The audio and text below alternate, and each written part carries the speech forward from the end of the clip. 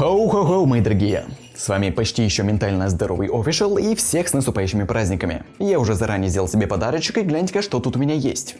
Да, это петличка и сейчас, стойте, где-то тут, вот, еще и рекордер. Без понятия, почему я не решался раньше это купить, но это капец удобно. Теперь мне не придется таскать рот по всей комнате, и я теперь могу двигаться, и вы все равно будете меня слышать. Я могу даже сесть вот тут в угол и тяжело вздохнуть. Это жизнь боль. Ну, круто, чё нет? Главное теперь звук не профукать, а то первый раз записываю с петлички.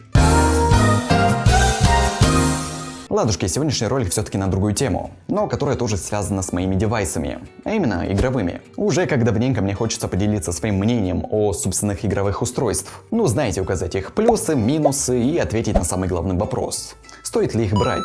У меня вроде бы как там игровое кресло есть, так что можете полностью довериться моему экспертному мнению. Также, скорее всего, это последнее видео в этом году. Поэтому в качестве подарка у меня к вам будет такая, весьма скромная просьба. Уделите немножечко своего времени, чтобы подписаться на мой канал, поставить лайк этому видео и досмотреть его до конца. Для меня это правда важно. К тому же в конце видео еще поболтаем. Окей? Маркиза, ты готова? Ебать, тут потолок есть. Ладно, погнали. Монитор BenQ EW3280U, хоть и не является полноценно игровым, но это и не важно, ведь это отличный функциональный инструмент, позволяющий наслаждаться любым видеоконтентом. Монитор имеет диагональ 32 дюйма с IPS-матрицей, разрешение 4K Ultra HD и в дополнение поддерживает технологию HDRI, которая улучшает качество HDR-контента за счет интеллектуального управления. Одним словом, делает картинку более четкой, яркой и контрастной. Он также имеет обалденной сбалансированной динамики, которая позволит вам насладиться хорошим кино с отличным звуком. Вкратце, монитор подойдет киноманам, монтажерам, ну и возможно геймерам тоже. В FPS-шутер в полной мере насладиться, конечно, не получится, так как у монитора частота обновлений 60 Гц. Но все же остальные игры, а особенно консольный гейминг, приветствуются. Если заинтересованы, вся нужная информация ждет вас по ссылке в описании. Начну с тех устройств, которые мне, мягко говоря, не нравятся. Или попросту хочется их сменить как можно скорее на что-то получше. К примеру, беспроводная гарнитура HyperX Cloudflight S. В моем использовании она уже 10 месяцев. И я возненавидел ее прям всей душой. Потому что за свою цену она как kill-фича предлагает нам элемент управления на чаше, который вы никогда не будете использовать. Из-за того, что в программе HyperX Ingenuity, где все это настраивается, самые возможно убогие бинды. Да и сама программа полное днище, которая раз в столетие распознает гарнитуру. И еще одной отличительной фичей этих ушей является беспроводная зарядка, которую, угадайте, сколько раз я использовал?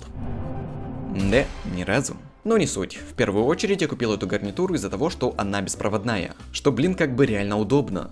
Но на этом все. Ее плюсы заканчиваются. Начну с конструкции. Это просто пластик. Возможно, надежный, но на ощупь лично мне он неприятен. В целом выглядит дешево. А также у гарнитуры очень слабая регулировка оголовья. То есть они не держат. И каждый раз, когда я надеваю их на голову, приходится их заново регулировать. Также есть вопрос к оголовью. Она чересчур мягкая, или в этом кармашке попросту слишком мало наполнителя. Потому что толку от него никакого. Пластик все равно давит на голову, и через время черепушка прям реально болит. А вот к амбушюрам вопросов нет. Мягенько, удобная, чуточку давит только когда я в очках. Звучат они, так, средненько. Но я многого и не ожидал. Они все-таки игровые. Поэтому в моем ожидании было только хорошее позиционирование в играх. Но не тут-то было. Они почему-то совершенно не упрощают эту задачу. И порой я просто теряюсь, не понимая, где находится враг. И тот же виртуальный 7.1 ничем не помогает. Абсолютно бесполезная функция, не имеющая никаких настроек. Она банально убирает басы, делает звук будто из баночки, а также задирает верхние частоты, от чего страдают уши. Короче говоря, гарнитура полна ненужных функций, за которые не стоит переплачивать. Я не рекомендую это дерьмо. И сам уже несколько месяцев пытаюсь найти что-то для себя поинтереснее и лучше. Но, увы, в беспроводном сегменте это не совсем простая задача. Ну и конечно, у них же есть свой микрофон, но как бы на него мне абсолютно полностью наплевать. Но, тем не менее, он типа есть, он рабочий, для общения в Дискорде сойдет, но так как он мне и нахер не сдался, в жопу его. Клавиатура Вармила VA88M. Согласен, что я немножко лоханулся с этим. Вармила делают красивые клавиатуры, а я Блэта решил взять чисто черную. Но это не самое страшное, ведь кейкапы можно поменять. И я даже заказал уже один интересный сет. Как только они будут у меня, выложу пару фоточек в своей телеге. Самое печальное это то, что я вновь взял клавиатуру на линейных свечах, а именно MX Silent Red. Да, они действительно тихие, по сравнению с обычными красными. Хорошо подойдет для стримеров и общения в Дискорде. Но опять же они линейные. И я почти что никакого удовольствия от печатания не получаю. Почему я не взял клавиатуру Вармила на своих же свечах? Да я как бы с радостью, ребят. Но клавиатура Вармила это в целом редкая находка, да еще на фирменных свечах это вообще миссия невыполнима. Поэтому пришлось взять, что было в наличии. Ну ладно, не то чтобы я сильно расстроен этой покупкой, хоть и обошлась мне на 18 тысяч. Вармилки все-таки хорошие клавиатуры, и качество соответствует цене. Хотя есть и нюансы, типа подсветки, которая есть, но толку от нее ноль. Нету софта для макросов и биндов. Да и Mini USB в 2021 году тоже такое себе решение. Но несмотря на это, я все равно считаю, что лучше этой клавиатуры может быть только уже кастом. Maybe я, как новичок во всей этой клавиатурной движе, не могу найти изъяны этой вармилки и считаю ее отличной, но все же не идеальной. Ведь главное это то, чтобы клавиатура давала вам классные ощущения и отклик при наборе текста. И вот эта вармилка точно не является моей конечной целью. И дальше 100% хочется себе что-то на тактильных свечах. Скорее всего, это будет даже кастомом. Хотя в этой сфере я пока что ни шиша не смыслю. Поэтому, Вольдемар, пиши, если что. Ну и наконец-то мой фаворит. Мышка Logitech G Pro X Superlight.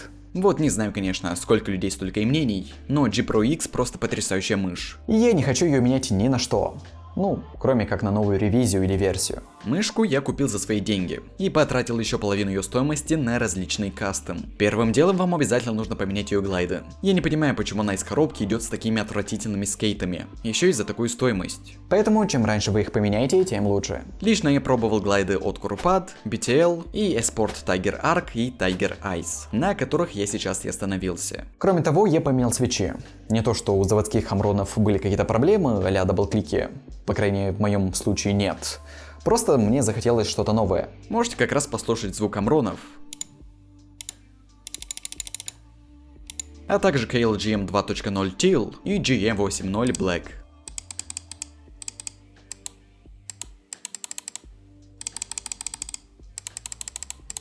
Мне вот больше понравились GM 2.0. Так как звук намного глубже, не такой звенящий, поэтому именно они сейчас стоят в моей мышке. В целом, касаемо остальных деталей мыши, меня абсолютно все устраивает.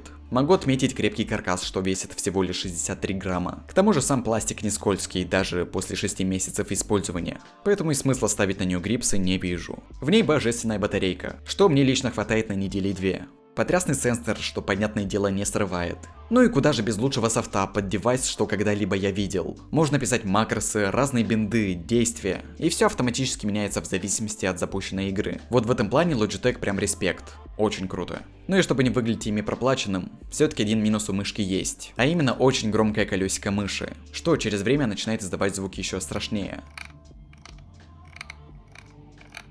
Но благо хотя бы, что это легко решаемо. Допустим, той же смазочки для свечей. Под итог, понятное дело, что я просто обожаю эту мышь. Но я не могу ее всем рекомендовать, потому что она стоит чересчур дорого, и к тому же еще придется потратиться на ее улучшение. Но тем не менее, кто может ее себе позволить, сомневаюсь, что будет сожалеть об этой покупке.